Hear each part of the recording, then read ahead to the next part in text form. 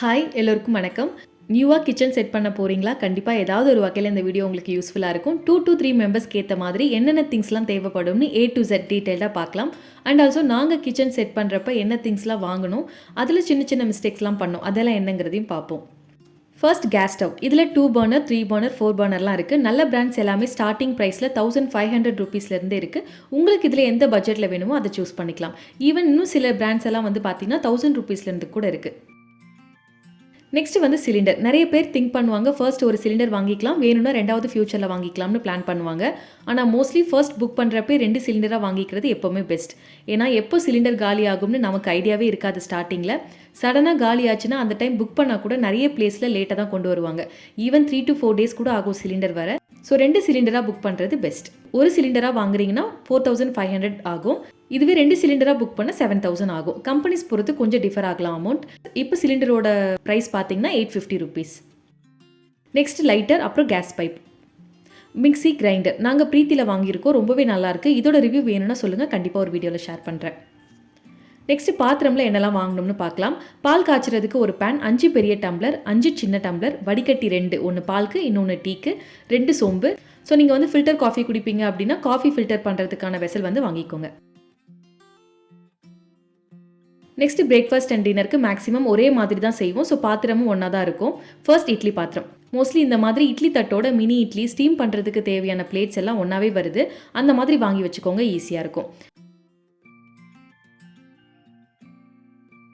அப்புறம் தோசைக்கல் 2, ஒன்று சப்பாத்திக்கு இன்னொன்று தோசைக்கு. சம்டைம்ஸ் சப்பாத்தி போட்டுட்டு தோசை வராது, அகைன் சீசனிங்லாம் பண்ணிவிட்டு நீங்கள் யூஸ் பண்ணுற மாதிரி இருக்கும். அதனால 2 வாங்கி வச்சுக்கிறது பெஸ்ட். சப்பாத்தி கட்டை, அப்புறம் இந்த மாதிரி ஷீட். இது ஆப்ஷனல் தான். இது வேணாங்கிற பட்சத்தில் இந்த மாதிரி பெரிய பாத்திரம் வாங்கி வச்சுட்டா இதில் மாவு மிக்ஸ் பண்ணுறதுக்கு, இட்லி தோசைக்கு அரிசி ஊற வைக்க யூஸ் பண்ணிக்கலாம். ஸோ இந்த டபரா ரொம்பவே யூஸ்ஃபுல்லாக இருக்கும்.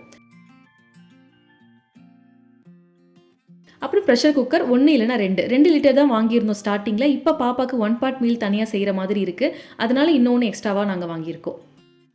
நெக்ஸ்ட் தாளிப்பு கரண்டி, ஆப்பம், குழிப்பணியாரக்கல், இடியாப்பம் புழிறது, ஹாட் பாக்ஸ். கடாயில் 1 சின்னது, இன்னொன்று பெருசு.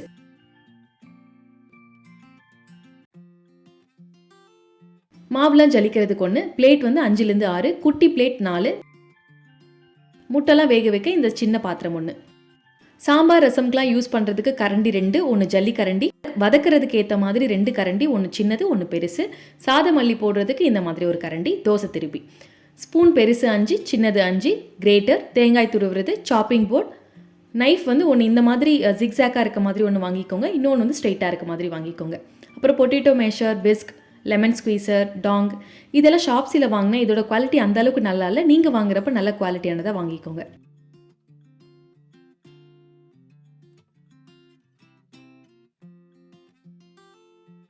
லஞ்சுக்கு ஏற்ற மாதிரியான பாத்திரங்கள் இப்போ பார்க்கலாம். சாதம் வடிக்க 2 பாத்திரம், அந்த பாத்திரத்துக்கு ஏற்ற மாதிரி வடிக்கிறதுக்கு ஒரு பிளேட், அப்புறம் இந்த மாதிரி ஒன்று வாங்கி வச்சுக்கோங்க. குழம்பு பொரியல்லாம் கடாயில் செஞ்சு வச்சுக்கலாம். இன்கேஸ் நீங்கள் கிரேவி பொரியல்லாம் செஞ்சுட்டு வேறு பாத்திரத்தில் சேஞ்ச் பண்ணணும்னா அதுக்கு ஏற்ற மாதிரி 2 கிண்ணம் வாங்கி வச்சுக்கலாம். அந்த கிண்ணத்துலேயே நம்ம சுண்டல் ஊற வைக்க இல்லைனா உளுந்து ஊற வைக்க கூட யூஸ் பண்ணிக்கலாம். கீரை கடையிறதுக்கு ஒரு மண்சட்டி, மத்து.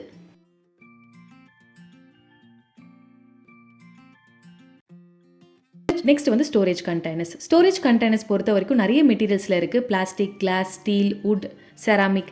இதில் உங்களுக்கு எது ஓகே கன்வீனியண்ட்டாக இருக்கோ அதை வாங்கிக்கலாம். ஃபஸ்ட்டு வந்து இட்லி மாவு, தோசை மாவுலாம் அரைச்சி ஸ்டோர் பண்ணுறதுக்கு ஒரு பெரிய கண்டெய்னர். இது இல்லாமல் பருப்பு, பச்சைப்பயிறு, நட்ஸ்லாம் ஸ்டோர் பண்ணி வைக்க ஏர்டைட் கண்டெய்னர் வாங்கிக்கணும். இது வந்து செட் ஆஃப் 10க்கு 589 ருபீஸ்க்கு ஷாப்ஸில் வாங்கினது. இதோட குவாலிட்டிவே ரொம்ப நல்லாயிருக்கு. ஏர்டைட் கண்டெய்னரும் கூட. இதுலேயே வந்து பிளாக் கலர் கூட அவைலபிளாக இருக்குது. இந்த ஸ்கூப் வந்து நான் தனியாக வாங்கினது, ஸோ இதோட வரல. இந்த மாதிரி பெரிய கண்டெய்னர்லாம் வாங்கி வச்சுட்டோம்னா ஸ்டோர் பண்ணுறது போக மீதி இருக்கிற பொருள்லாம் இந்த மாதிரி கிளிப் போட்டு இதில் ஸ்டோர் பண்ணி வச்சுக்கலாம். ஸோ இந்த மாதிரி பெரிய கண்டெய்னர்ஸ் இருந்தாலும் ரொம்பவே யூஸ்ஃபுல்லாக இருக்கும். நாங்கள் ஃபஸ்ட்டு கிச்சன் செட் பண்ணுறப்ப வாங்கின கண்டெய்னர்ஸ் எல்லாம் இதுதான். ஏன்னா ஸ்டார்டிங்கில் கிளாஸ்லாம் என்னால் ஹேண்டில் பண்ண முடியாதுன்னு இதுதான் வாங்கினேன். டோட்டலாக 20 கண்டெய்னர்ஸ் வந்துச்சு 1300 ருபீஸ்க்கு. எல்லாமே இதில் ஸ்டோர் பண்ணி வைக்க ஈஸியாக இருந்துச்சு. குவாலிட்டி எல்லாமே ஓகே தான். பட் கீழே போட்டதில் இந்த லிட் மட்டும் கிராக் விட்டுடுச்சு. ஸோ நம்ம யூஸ் பண்ணுறப்போ ரொம்ப கேர்ஃபுல்லாக யூஸ் பண்ணணும். அதே மாதிரி ரொம்ப நாள் யூஸ் பண்ணுறப்ப கண்டிப்பாக அந்த சில்வர் கலர் எல்லாமே வந்து போக தான் செய்யுது. ஸ்டீல் ஸ்க்ரப் யூஸ் பண்ணாலுமே சீக்கிரமாக போயிடும் அந்த சில்வர் கலர்லாம். நெக்ஸ்ட் டப்பர் வேரில் கூட வாங்கிக்கலாம். இதில் நம்ம பல்காக வாங்குற பொருள் எல்லாம் ஸ்டோர் பண்ணி வைக்க ரொம்பவே யூஸ்ஃபுல்லாக இருக்கும். கோதுமை மாவு, மிளகாய் தூள், சர்க்கரைலாம் நான் இது அமேசானில் வாங்கின குவாலிட்டி ரொம்பவே நல்லாயிருக்கு. நெக்ஸ்ட் வந்து கிளாஸ் கண்டெய்னர்ஸ். நிறைய பேருக்கு பிளாஸ்டிக் யூஸ் பண்ணுறது பிடிக்காது. ஸோ அவங்களாம் இந்த மாதிரி கிளாஸ் கண்டெய்னர்ஸ் சூஸ் பண்ணிக்கலாம். இந்த கண்டெய்னர் செட் ஆஃப் 8க்கு 293 ரூபீஸ்க்கு ஷாப்ஸில் வாங்கினேன். இதுலேயே தேவைப்படுற கெப்பாசிட்டிக்கு ஏற்ற மாதிரி நம்ம வாங்கிக்கலாம். காஃபி பாட்டில்ஸ்லாம் இருந்தால் கூட யூஸ் பண்ணிக்கலாம். ஸோ அந்த பாக்ஸ்லேயே இருக்கிற நேமை வந்து கட் பண்ணி செலோ டேப் போட்டு ஸ்டிக் பண்ணிக்கலாம். Next steel containers. அகைன் இதுவுமே நமக்கு ஏற்ற மாதிரி கெப்பாசிட்டியில் வாங்கி வச்சுக்கலாம், உங்களுக்கு இது கன்வீனியன்ட்டாக இருந்ததுன்னா. ஆயில் டிஸ்பென்சர்ஸ் இந்த மாதிரி கிளாஸ் ஸ்டீலில் இருக்குது. இந்த ஆயில் டிஸ்பென்சர்ஸ் மீஷோவில் வாங்கினது. இதோட இந்த ஸ்பைஸ் பாட்டில் செட் ஆஃப் 4ஓட வந்துச்சு, ரொம்பவே நல்லாயிருக்கு. ஸ்டீலில் வாங்குறப்ப அதோட ஆயில் ஸ்பூன் ஒன்று சின்னது, இன்னொன்று பெருசு வாங்கிக்கோங்க. அப்போ தான் ஆயிலுக்கு ஒன்றும் கீக்கு ஒன்றும் வச்சுக்கலாம். கீ ஸ்டோர் பண்ணுறதுக்கு ஏற்ற மாதிரி ஒரு சின்ன கண்டெய்னரும் வாங்கி வச்சுக்கோங்க. செராமிக் ஜார்ஸ் உப்பு, காஞ்ச மிளகாய், புளி போட்டு வைக்க நல்லாயிருக்கும். நான் இதை லோக்கல் ஷாப்பில் வாங்கினேன். இதோட ப்ரைஸ் 80 ரூபீஸ் தான். ஆன்லைன் விட இங்கே கம்மியாக இருந்த மாதிரி இருந்துச்சு, அதனால் வாங்கிட்டேன். ஸ்டீல் பாக்ஸ் 2லேருந்து 3 வாங்கி வச்சுக்கோங்க. ஏன்னா கர்ட், பன்னீர் இல்லைனா மீதமான ஃபுட் ஸ்டோர் பண்ணி வைக்க யூஸ் ஆகும். அப்புறம் அஞ்சரை பெட்டி. நான் பிளாஸ்டிக்கில் வாங்கியிருக்கேன். இதோட குவாலிட்டி அந்தளவுக்கு நல்லா இல்லை, ஓகேயான ஒரு குவாலிட்டி தான். இதில் ஸ்டீலில் கூட இருக்குது. ஸோ மெட்டீரியல் பொறுத்த வரைக்கும் அகைன் இது உங்களோட கன்வீனியன்ட்டுக்கு ஏற்ற மாதிரி தான். ஸ்டீலில் வாங்குறது எப்போவுமே பெஸ்ட். நெக்ஸ்ட் வந்து இந்த மெஷரிங் கப். இதுவுமே நான் அமேசானில் வாங்கினது தான். நெக்ஸ்ட் வந்து ஸ்டோரேஜ் பேஸ்கெட். செட் ஆஃப் 3க்கு இது மீஷோவில் வாங்கினேன். இதோட குவாலிட்டி ரொம்பவே நல்லாயிருக்கு. இதை விட 3 பேஸ்கெட் ஒன்றா இருக்க மாதிரி இருக்கும். அது வாங்கினா இன்னும் கூட நல்லாயிருக்கும்.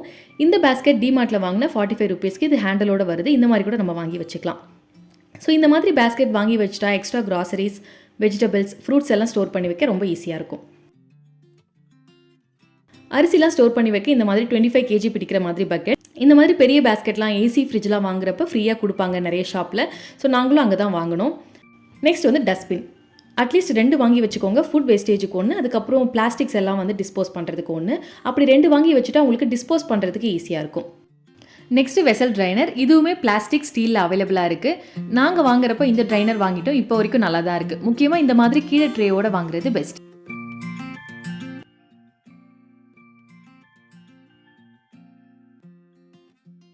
நெக்ஸ்ட் சொல்ல போகிறது எல்லாமே ஆப்ஷனல் தான். அது என்னெல்லாம் பார்க்கலாம். எலக்ட்ரிக் ஸ்டவ் 1 கேட்டில். இது கேஸ் காலியாகிற டைமில் ரொம்பவே யூஸ்ஃபுல்லாக இருக்கும்.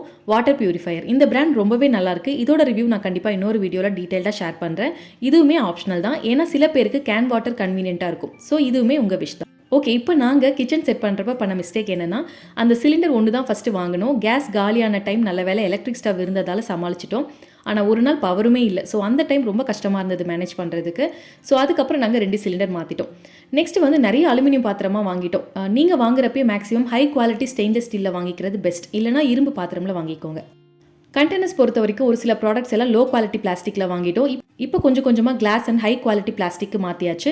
நீங்கள் ஃபஸ்ட்டு வாங்குறப்பே ஸ்டீல், கிளாஸ் இல்லைனா ஹை குவாலிட்டி ஃபுட் கிரேட் பிளாஸ்டிக்கில் வாங்குறது பெஸ்ட். ஸோ எனக்கு தெரிஞ்சு எல்லாமே மென்ஷன் பண்ணியிருக்கேன். இன்கேஸ் ஏதாவது சொல்லாமல் விட்டுருந்தா கண்டிப்பாக நான் டிஸ்கிரிப்ஷனில் மென்ஷன் பண்ணுறேன். That's it. இந்த வீடியோ இதோட முடியுது. தேங்க்ஸ் ஃபார் வாட்சிங். Bye bye.